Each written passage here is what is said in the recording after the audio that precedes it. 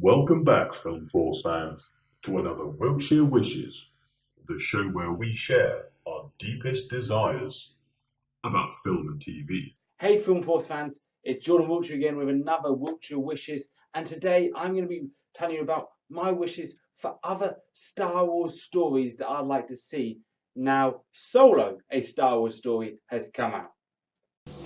Han Solo. I'm captain of the Millennium Falcon. So, Solo stories come out.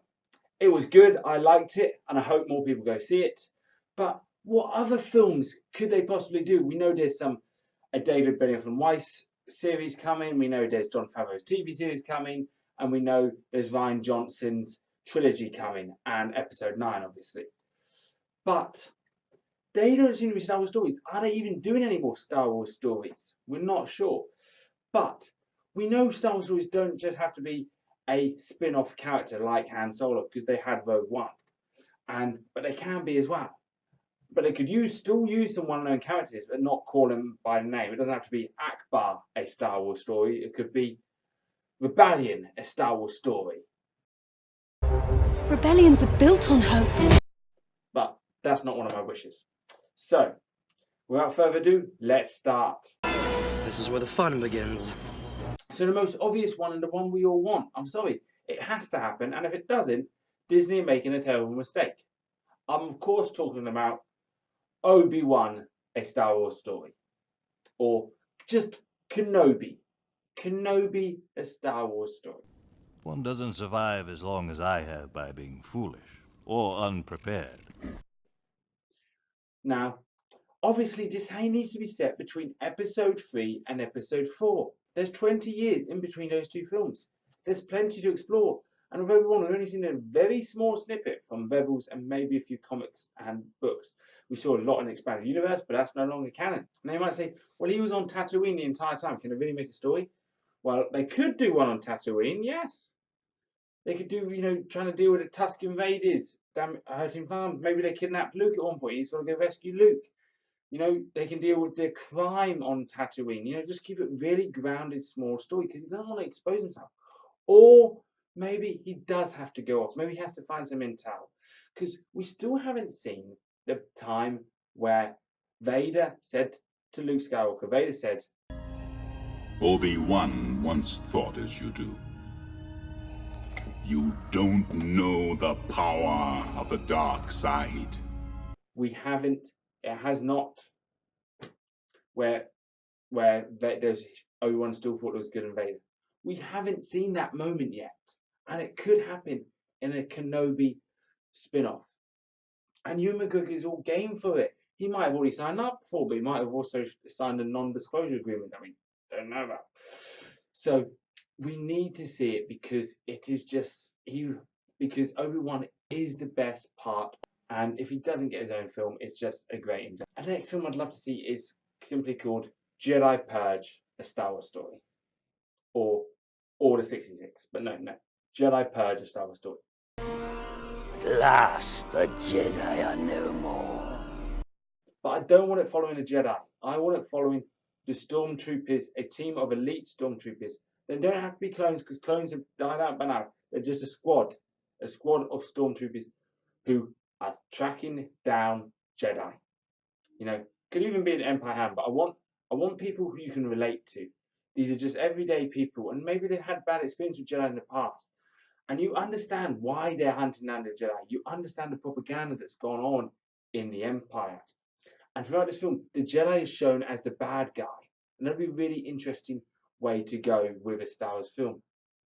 Like maybe you see the Jedi, footage of the Jedi killing what looks like innocents, but then we found out those innocents are actually people attacking another farm or something.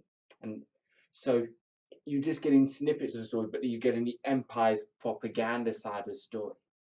And throughout the film, you're thinking, they need to kill this Jedi. He's gone rogue. And then right as they finally confront the Jedi at the end, it can be a Jedi we know or barely know, like maybe a Quillian Voss, someone like that we know survived, or could be a whole new original character. And we see them find the Jedi at the end, and the Jedi runs out to meet them, and is fighting them, and then then they kill him, and he dies, and he looks back at the house or whatever hiding out he's come from, and then it pans to the house, and then it pans through the house away, and you see running into the woods or whatever area they're in, a mother and daughter. He was protecting his family, and it would just suddenly change the whole perspective. It is an Empire's perspective, and that's your perspective now, and it suddenly gets you confusing because you're at a moment at the start of the film you might have been, wait, this Jedi is evil. This Jedi is not a good Jedi, and you understand the stormtroopers' point of view. Maybe one of them had a bad experience with Jedi when he was a kid. Maybe they hate Jedi. One of the greatest lines in the Lost Stars book is when it paints Mace Windu as a terrorist who tried to kill the Chancellor. We know that's not true, but just the way they spun it, it works so well. And a Jedi Purge movie would be really great, and it can be R-rated, and we can see Darth Vader in it. Darth Vader even, he can show up at the end, and he can be hunting Jedi. Maybe he's got to be called in to help finish it. The next one I want to see is X-Wing Squadron, a Star Wars story. Lock air spoils in attack position. Or Elite Squadron, or it has to be Rogue Squadron. Because Wedge Antilles and so many others like Taisho Kalchu, Wes Jansen, Hobie Kivian are characters that have had great expanded universe stories. And they're slowly coming into canon as well. Wedge Antilles appeared in Star Wars Rebels, as did Wes Jansen, I believe, and Hobbit. These are characters who are an elite force of X-Wing fighter pilots. And yes, we are going to see the Resistance elite fighter pilots in the new animated TV series coming out. But I want to see the Rebellion. I want to see these fighter pilots that just survived the Death Star run is now recruited to put together an elite squadron of pilots between either New Hope and Empire Strikes Back, or maybe even between Empire Strikes Back and Return of the Jedi. But between New Hope and Empire Strikes Back makes the most sense. He has to put together an elite group of fighters, because Luke Skywalker can't always be there to shoot a lucky torpedo down the exhaust pipe. And you can have someone like, maybe a Jensen Ackles, maybe a Taron Egerton type guy, a young, quite brash, quite, cocky dude who slowly throughout the film learns to not be so cocky, learns to take control of the situation and be a leader. And I think seeing that would be a great development for the Wedge Antilles character, who is a fan favourite. Now, next one I want to see is set way before the prequels. I'm not talking Knights of the Republic. As much as I'd like to see it, the stories I want to see aren't going to happen. But one character who we know is canon is Darth Bane, because he's been in Clone Wars. I want to see a story from the point of view of the Sith, but Darth Bane getting rid of the Sith and instituting the rule of two. And why does he do that? I want to see the reasoning behind that on film, and to follow the Sith as the protagonist, and the Jedi again be the antagonist, or not even the Jedi, the other Siths that he's trying to destroy the Sith army, destroy the Sith order to create the rule of two, be the antagonist. If you haven't read the expanded universe novel Rule of Two, I definitely recommend it, even though it's no longer canon, because it expands on the Darth Bane character. And we've heard all about this Rule of Two, but why would they have gone from a Sith army to, it's basically a Sith empire, to two Sith?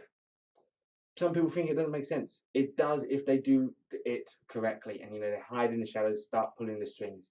But to see something from a Sith point of view and him be the protagonist would be really interesting, like seeing the Jedi as the antagonist in the Jedi Purge. So I want to see Darth Bane, or the Rule of Two, a Star Wars story. Always two there are. No more, no less. A master and an apprentice. But which was destroyed? The master or the apprentice? And finally, the next one will have spoilers for Solo. Spoilers for Solo, a Star Wars story. I want to see one called Underground, or Scum and Villainy, or something like that, along those lines. You will never find a more wretched hive of scum and villainy. Or maybe even Crimson Dawn, a Star Wars story. They've set up this criminal organization, which could have easily been Black Sun. It should have been Black Sun, but never mind. And then they revealed at the end of Solo, with Kira contacting someone, and we were wondering, who is it? Who is it? And I was thinking, oh, it could be Jabba, even though he's already been mentioned. It could be Boba Fett. It could be, could they be bringing an expanded universe character, Prince Zedor, who led the Black Sun? But none of them would have worked as well as this character, because he is known to casual Star Wars fans and hardcore Star Wars fans. The only issue is casual Star Wars fans might think he's alive, and hardcore Star Wars fans will go, woohoo! Woohoo! Like I did. I'm of course talking about Darth Maul, but I don't want Maul a Star Wars story, unless they're going to do an origin. But most of all, I want to explore this character where he is now, before we see him again in Rebels, and after we saw him where he left in Clone Wars. I want to see him be leading this criminal organization gang and trying to still pull strings behind the Empire's back, or maybe he's having to do it on the Emperor's word to sort of, you know, not be killed by him, as we saw him last in Clone Wars. But having him lead Crimson Dawn and pulling the strings, still maybe trying to take over the galaxy, or, you know, take over parts of it, or just cause havoc. He just to explore that character, explore Crimson Dawn, explore Kira, because I really like this character. You know, you think she's a good guy, and she sort of is, but she's torn. She's torn because of the life she's had to lead, and that I can sympathize with. So, Film Force fans, what did you think of my ideas for Star Wars stories? Do you want to see them? Do you even want to see any more Star Wars stories? Let me know in the comments below. And have you seen Solo? If you haven't, please go out and see it. It is a good film. So make sure you hit that like button and subscribe for more. Until next time, I'm John Wiltshire. Bye. Thank you so much for watching. If you enjoyed it, do hit that like button or head down to the comments below. And don't forget to subscribe for the latest videos. May the Force be with you.